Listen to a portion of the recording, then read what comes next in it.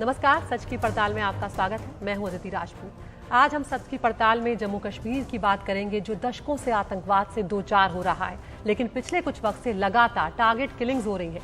पहले सुरक्षा बल निशाने पर थे, फिर प्रवासी लोग आतंकियों के निशाने पर आए, कश्मीरी पंडितों को मौत के घाट उतारा गया। हाल का मामला राजौरी का है, जहां आतंकवादियों ने लगातार 2 दिनों तक हमले किए, जिसमें 2 बच्चों समेत 7 लोगों की जान चली गई। अब सरकार ने एक बड़ा फैसला यहां पर लिया है। आतंकवाद के खिलाफ लड़ाई में अब स्थानीय लोगों को भी शामिल किया जाएगा। पुरानी ग्राम रक्षा समितियों को फिर से सक्रिय करने का फैसला किया गया है। राजौरी के डांगरी में लोगों को हथियार चलाने की ट्रेनिंग दी जा रही है, उन्हें हथियार भी दिए जा रहे हैं। इनमें सेमी ऑटोमेटिक राइफल भी शामिल हैं। बेशक इससे वहां रह रहे लोगों का हौसला बढ़ेगा और शायद आतंकियों की हिम्मत भी कुछ कमजोर पड़े, लेकिन इसमें सवाल भी कई है। क्या आम लोगों को हथियार देना और खतरनाक नहीं हो सकता है? ये एक बड़ा सवाल है। दूसरा सवाल है, क्या आतंकवाद से बड़ी लड़ाई लड़ने की जगह सरकार ये फौरी उपाय आजमा रही है? हथियारों के दुरुपयोग को कैसे टालेगी सरकार? पहले भी ग्राम रक्षा समितियां थी, लेकिन क्या उनसे आतंकवाद का सामना करने में मदद मिल पाई है? तो सच की पड़ताल में आज हम पूछ रहे हैं आपसे कि क्या आम लोगों को हथियार देकर आतंकवाद को रोकने का तरीका कारगर हो सकता है? आपके पास है 3 विकल्प, ए हां, बी नहीं और सी कह नहीं सकते। इस अहम मसले पर बातचीत के लिए हमारे साथ जुड़ रहे हैं जम्मू कश्मीर के पूर्व डीजीपी एसपी वैद साहब। वैद साहब, आपका बहुत बहुत स्वागत है हमारे इस खास शो में। वैद साहब, सबसे पहले लगातार ये जो सवाल उठ रहा है कि जब आम लोगों को हथियार दिए जाते हैं, उन्हें हथियारों की ट्रेनिंग दी जाती है, तो कहीं ना कहीं इस मामले में एक चिंता ये भी होती है कि उसका वो खतरनाक हो सकता है, उनका दुरुपयोग भी हो सकता है। आप इसे किस तरह से देख रहे हैं, क्योंकि एक बहुत बड़ा फैसला है सरकार का?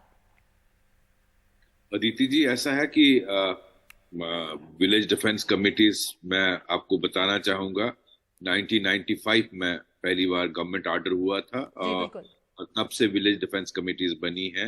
और उस वक्त जैसे हालात थे उससे जूझना सिक्योरिटी फोर्सेस के लिए बहुत मुश्किल था, क्योंकि डोडा और राजौरी, पुंछ और किश्तवाड़ और रामबन के जो डिस्ट्रिक्ट हैं जम्मू रीजन के, वो बहुत पहाड़ी इलाके हैं। आप जानती हैं, बर्फ गिरती है, एक गांव इस पहाड़ पे है, दूसरा गांव दूसरे पहाड़ पे है, और हर गांव में सिक्योरिटी फोर्सेस नहीं लगाई जा सकती। और अगर टेररिस्ट हर किसी इलाके में है और वो किसी गांव में अटैक करते हैं, तो उन रीइंफोर्समेंट पहुंचने में भी 5-6 घंटे लगते थे, जहां सिक्योरिटी फोर्सेज या पुलिस पहुंच सकती थी, क्योंकि हर गांव में ना पुलिस पिकेट है, हर गांव में ना पुलिस स्टेशन है, ना सिक्योरिटी फोर्सेस का कंपनी और वो हो सकती। तो ऐसे हालात में सबसे बढ़िया विकल्प गवर्नमेंट के पास 95 में यही था कि हर एक गांव में विलेज डिफेंस कमेटीज बनाई जाए, जिनकी ट्रेनिंग दी जाए, उसमें हर कम्युनिटी के लोग हों, उनको हथियार दिए जाए, और उनमें 3 स्पेशल पुलिस ऑफिसर्स होंगे जिनको उस वक्त के हिसाब से अमाउंट मिलता था, जो भी पे मिलती थी उसको सभी में बांटा जाता था। और इस पर एक बहुत टाइट कंट्रोल पुलिस स्टेशन का, डिस्ट्रिक्ट एसपी का, डिस्ट्रिक्ट मजिस्ट्रेट का रहता है। और आज जैसे हालात राजौरी पुंछ फेस कर रहा है, मैं समझता हूं ये एक जो लोगों की एप्रीहेंशन है कि इसका मिस यूज हो जाएगा, ये सही नहीं है। उसमें जिस तरह के नेबर और आपका पड़ोस में जिस जिस तरह के दुश्मन से आप जूझे हैं, बिल्कुल सिक्योरिटी फोर्सेस हर गांव में नहीं लगाई जा सकती। और विलेज डिफेंस कमेटीज का इस लड़ाई में एक बहुत अहम रोल है। आपके लिए मैं आपके थ्रू अपने आपके दर्शकों को बताना चाहता हूं, जम्मू के पहाड़ी इलाकों में 95 में जो पाकिस्तान की डीप स्टेट है एस्टैब्लिशमेंट, उसने वही कोशिश की जो कश्मीरी पंडितों के साथ कश्मीर में की, उनको भगाया वहां से। और वो चाहते थे कि माइनॉरिटीज जम्मू रीजन से भाग जाएं।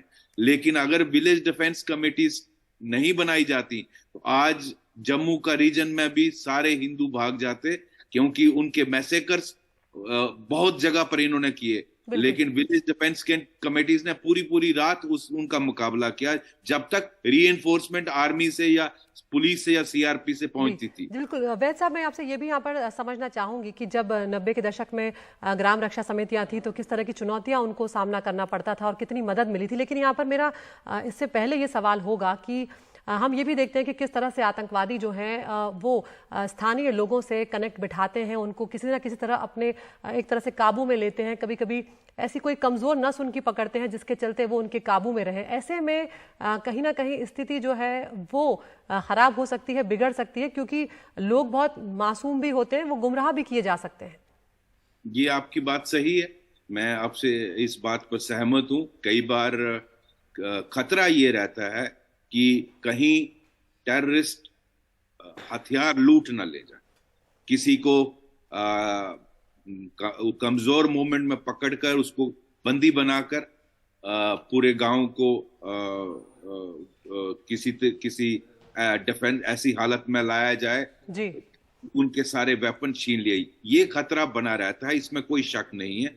लेकिन जहां तक शहरियों को आम करने की बात है, मैं समझता हूं जिस तरह का दुश्मन के साथ आपका मुकाबला है, इसमें इस लड़ाई में आपके शहरियों को लोगों का किरदार देखा जाता है, उनकी वेरिफिकेशन की जाती है। इसमें ऑर्डर ये भी कहता है कि गलत किस्म का गलत किरदार का आदमी विलेज डिफेंस कमेटी में नहीं होना चाहिए। जिसका रिकॉर्ड क्रिमिनल हो, जिसकी मानसिक स्थिति गलत हो, उसको इसमें नहीं तो यानी कि वैद साहब, यहाँ पर सुरक्षा बलों की उनको ट्रेनिंग देने के साथ साथ ये जिम्मेदारी भी होगी कि ये भी चेक किया जाए कि उनका बैकग्राउंड क्या रहा है और जिन लोगों को ट्रेनिंग दी जा रही है वो किस तरह के उनकी पृष्ठभूमि रही है। जी अदिति जी, बिल्कुल वेरिफिकेशन भी होती है और इनको बाकायदा पहले सारा उनका कैरेक्टर देखा जाता है, उसके बाद इनको पुलिस से इनका सारा वेरिफिकेशन करने के बाद ही विलेज डिफेंस कमेटी का मेंबर बनाया जाता है। उसके बाद इनको प्रॉपर ट्रेनिंग दी जाती है हथियार चलाने की, हथियार को मेंटेन करने की, उसकी सफाई करने की, और इनको किस तरह से संभाल के रखना है, किस तरह से डिफेंसिव ट्रेनिंग, अपने आप को कैसे बचाना है, अटैक कोई करता है तो किस तरह से उसका मुकाबला आपने वहां पर एक बहुत लंबा वक्त गुजारा है, वहां पर लोगों से भी आपके का राब्ता रहा होगा, तो यहाँ पर एक बहुत बड़ी जरूरत जम्मू कश्मीर में लगातार ये देखी जा रही है कि संवाद स्थापित जो लोगों से करना है वो जरूर करना चाहिए, वो सबसे ज्यादा महत्वपूर्ण है, तभी लोग जो है एक दूसरे के साथ आ पाएंगे। तो किस तरह की चुनौतियां आप इस वक्त देख रहे हैं, क्योंकि ग्राम रक्षा समिति जो है उसको आप एक्टिव कर भी लेंगे, उसे सक्रिय कर भी लेंगे, लेकिन एकजुट होकर काम करना बहुत ज्यादा यहाँ पर महत्वपूर्ण होगा। बिल्कुल अदिति जी, मैं आपसे बिल्कुल सहमत हूँ। यही एडमिनिस्ट्रेशन का रोल बहुत अहम बनता है। जो वहाँ का डिस्ट्रिक्ट एडमिनिस्ट्रेशन है, वहाँ की पुलिस है, वहाँ का थाना है, वहाँ के लोकल रेवेन्यू ऑफिसर्स हैं, पुलिस के हैं और सिक्योरिटी फोर्सेस के, सबका तालमेल होना बहुत जरूरी है। अगर किसी रिमोट इलाके में, पहाड़ी इलाके में किसी विलेज डिफेंस कमेटी पर हमला होता है, अटैक होता है, तो उन किस तरह से कम्युनिकेट करेंगे अपने नियरेस्ट पुलिस स्टेशन से या नियरेस्ट पुलिस पिकेट से या आर्मी या सीआरपी की पिकेट से। तो ये इसलिए आपस में राब्ता और होना, उनकी आपस में कम्युनिकेशन होना, वो एक सिस्टम को भी इनको डिवाइस करना बहुत जरूरी है, आपस में तालमेल होना बहुत जरूरी है। बिल्कुल, बहुत बहुत शुक्रिया वैद साहब, आप हमसे जुड़े, आपने ये अपनी कीमती जानकारियां जो है साझा की, क्योंकि कई सवाल इसको लेकर उठ रहे हैं और वो शंकाएं जो हैं वो दूर होना भी बेहद जरूरी है। तो जम्मू क्षेत्र में आतंकवाद के खिलाफ लड़ाई की रणनीति में सरकार फिर से स्थानीय लोगों को शामिल कर रही है, लोग भी खुश हैं। बनने के लिए तैयार हूँ, पीटीसी बने, रेज हो या रहा हूँ, हम वैसे ही वेपन है, हम फिर भी गांव की प्रोटेक्शन, सेल्फ की नहीं, हम तो गांव की प्रोटेक्शन करने के तैयार हैं। अगर हम देश की कर सकते हैं तो गांव तो हमारे लिए बिल्कुल छोटी सी। तो यहाँ पर दरअसल ये ग्राम रक्षा समितियां पहले भी सक्रिय थी, लेकिन बीच में इनकी भूमिका नहीं बची थी, लेकिन ताज़ा हमलों के बाद उन्हें फिर से सक्रिय किया जा रहा है। डांगरी पंचायत के पास 70 प्रहरी हैं जिनके पास .303 जो राइफल्स हैं। पूरे जम्मू में 28,000 ग्राम सुरक्षा प्रहरी हैं। स्थानीय लोग मानते हैं कि आतंकवाद से असली लड़ाई यही लोग लड़ सकते हैं। पीडीसी के कारण ही मिलिटेंसी के ऊपर अंकुश लगेगा। घर घर में जब वेपन होंगे और हमारे सीसीटीवी कैमरा जो हैं 500 हमने जो सेट जो है ऑर्डर हमने अभी दे दिया। यहाँ पे 18 कंपनी छोड़कर आप यहाँ पे 180 कंपनियां लगा दो, लेकिन 18 कंपनी लगाओगे घर घर तो नहीं बैठेंगे। बातचीत को आगे बढ़ाने के लिए हमारे साथ जुड़ रहे हैं मोहनलाल शर्मा, सरपंच हैं एसके बेर पंचायत के उधमपुर से। मोहनलाल जी, बहुत बहुत शुक्रिया, आपने वक्त निकाला हमसे बातचीत करने के लिए। यही सबसे पहले मैं आपसे पूछना चाहूंगी कि ये जो सरकार ने एक बार फिर से जो ग्राम रक्षा समितियां हैं उन्हें सक्रिय करने का जो फैसला लिया है, आप इसे कैसे देख रहे हैं? आपको लगता है इससे आतंकवाद से लड़ाई लड़ने में एक बड़ी सफलता हासिल होगी? सबसे पहले मैं धन्यवाद करूंगा आपका अदिति जी, जो आपने हमें जहां समय दिया। आपका चैनल का भी मैं धन्यवाद करता हूं। तो जिस तरह से आपने जो प्रश्न जहां किया है कि खासकर जो बीडीसी का जहां जो गठन हुआ हमारे जम्मू कश्मीर में, और जैसे कि हमारे पूर्व डीजीपी वैसा भी बोल रहे थे कि किस तरह की ये कारगर सिद्ध हुई है, तो मैं आपको बताऊं कि जब जम्मू कश्मीर में 90 के दशक में जब मिलिटेंसी चरम पर थी हमारी, जैसे कि आप कश्मीर की बात करें और खासकर जो हमारी जम्मू प्रांत में जो हमारी चनाब वैली है, डोडा, किश्तवाड़ और उधमपुर के कुछ पहाड़ी क्षेत्रों में जे इतनी चरम सीमा पर थे और इतने जहां इन्होंने अपना जो आतंकवाद का जो अड्डे जहां पसारना शुरू किए थे, उस समय जैसे 95 में वैस साहब ने कहा कि विलेज डिफेंस कमेटी का गठन किया गया, लेकिन उसे गठन करने के बाद जो हमारे जम्मू कश्मीर के जो राष्ट्रवाद की सोच रखने वाले लोग थे, उन्होंने जब आतंकवाद का मुकाबला करना शुरू किया, तो मेरे हिसाब से मैं ये समझता हूं कि अगर उस समय विलेज डिफेंस कमेटी का गठन सरकार ने नहीं किया होता, तो आज जैसे हमारा डोडा, किश्तवाड़, हमारे उधमपुर के कुछ पहाड़ी क्षेत्र हैं, बसंतगढ़ है, डूडू है, जैसे पुंछ, रजौरी, जहां काफी आतंकवादियों के अड्डे आज आपको बनते हुए दिखते थे, लेकिन हमारी जो विलेज डिफेंस कमेटी के जो लोग थे, इन्होंने डट कर इनका मुकाबला किया। तो आप लोगों को अब जब राजौरी में हम देख रहे हैं कि ट्रेनिंग शुरू हो गई है, तो किस तरह से पंचायत स्तर पर उन्हें समर्थन जो दिया जाएगा, उन्हें मदद जो है वो प्रदान की जाएगी? बिल्कुल बिल्कुल, जैसे कि हमें हमारे अपने ग्राम की जो सुरक्षा जो लोग करेंगे, तो हमारे जो लोग स्थानीय लोग, हर पंचायतों के लोग हैं, जैसे हमारे पीआरआई मेंबर हैं, इनको पूरा समर्थन देंगे, क्योंकि जहां इन्होंने हमारे पहले भी जहां जब बीडीसी जब से बनी है, तो तब से ये लोग दिन और रात पहरा देते हैं पूरे गांव का, और पूरे जो भी गांव में कोई बाहर से कोई गाड़ी आती है उसका प्रॉपर ये चेकिंग करते हैं, लेकिन जिससे हमारे गांव में कोई भी संदिग्ध नहीं घूम पाएगा। ये मेरा मानना है कि इनसे हमारी सुरक्षा को बहुत मजबूती मिलेगी। बिल्कुल मोहनलाल जी, यहाँ पर ये भी हम देखते हैं कि कई बार सुरक्षा बल स्थानीय लोग हैं वो भी आमने सामने आ जाते हैं, इसलिए ऐसे में ये बहुत ज़रूरी है कि उनके भी आपस के संबंध ठीक हो, उनके भी आपस में संवाद रहे। उसे आप किस तरह से देख रहे हैं, क्योंकि वो भी एक समस्या हो सकता है आतंकवाद से लड़ाई में?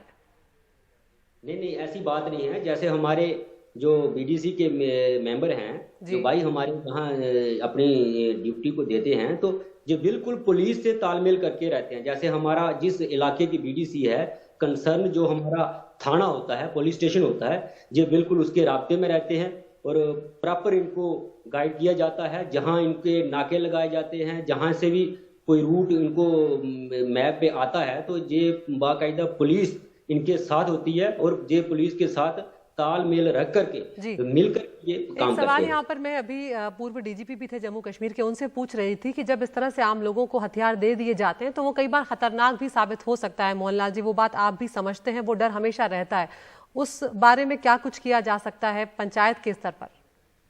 नहीं, बिल्कुल। पहले तो मैं ये बात कहूंगा कि जब बीडीसी की जो रिक्वायरमेंट हुई थी, तो उस समय जब हुई थी तो कोई इनको ऑर्डर या कुछ ऐसा नहीं दिया गया था। लेकिन मैं ये कहना चाहता हूं कि जो राष्ट्रवाद, जो देशभक्त लोग हैं, उस समय जब 95 में इन्होंने बंदूकें जो पकड़ी थी, तो जो राष्ट्रवादी सोच रखने वाले लोग और देश के साथ प्रेम करने वाले लोग, उन्होंने ही वॉलंटरी होकर आगे आके गन पकड़ी थी। लेकिन उसके बावजूद भी जैसे बैसा बोल रहे थे कि बिल्कुल इनकी प्रॉपर इनकी वेरिफिकेशन होती है थ्रू पुलिस से, और काफी सारी एजेंसियां जो हैं, जो सिक्योरिटी के मामले की हैं, वो इनसे पूरी करती हैं, वेरिफिकेशन पूरी लेते हैं। और जैसे हमारे पंचायत के जो सदस्य हैं, पीआरआई मेंबर्स हैं, उनसे भी इनको पूछा जाता है कि जी। किस तरह की, जैसे कि हमारे जो पंचायत के लोग होते हैं, जैसे सरपंच होते हैं, पंच होते हैं, उनको पूरा पता होता है कि कौन आदमी किस कैरेक्टर का है। तो बिल्कुल प्रॉपर इनकी वेरिफिकेशन के बाद ही इनको वेपन दिया जाता है। बहुत बहुत शुक्रिया मोहनलाल जी, आप हमसे जुड़े और आपने ये जानकारियां हमारे साथ साझा की। तो यहाँ पर ये कहीं ना कहीं विश्वास है खासकर वहाँ के लोगों में कि आम लोगों को जब हथियार दिए जाएंगे तो आतंकवाद को रोकने का ये तरीका जो है वो कारगर हो सकता है। तो सच की पड़ताल में अब वक्त हो गया है आपके जवाबों का, सच का जो मीटर है उसको दिखाने का। तो आज हमने सवाल आपसे पूछा था कि क्या आम लोगों को हथियार देकर आतंकवाद को रोकने का तरीका कारगर हो सकता है। हमारे पास 14,000 से ज्यादा लोगों के जवाब आए हैं। इनमें 81% की राय है कि नहीं, यानी ये तरीका कारगर नहीं हो सकता। 16% लोग ये मानते हैं कि ये हाँ है, यानी कि तरीका कारगर हो सकता है, और 3% की इसमें कोई भी राय नहीं है। तो एक बार फिर यहाँ पर लोगों की राय जो है वो हमने आपको दिखाई कि किस तरह से लोगों को ये लगता है कि 14% जो लोग हैं उनका ये कहना है, यहाँ पर 81% लोगों का कहना है कि तरीका कारगर नहीं हो सकता, जबकि 14% लोगों का कहना है कि तरीका कारगर हो सकता है। तो देखेंगे किस तरह से सरकार का ये फैसला आगे जम्मू कश्मीर में अपना असर दिखाएगा। फिलहाल सच की पड़ताल में मेरे साथ इतना ही। नमस्कार।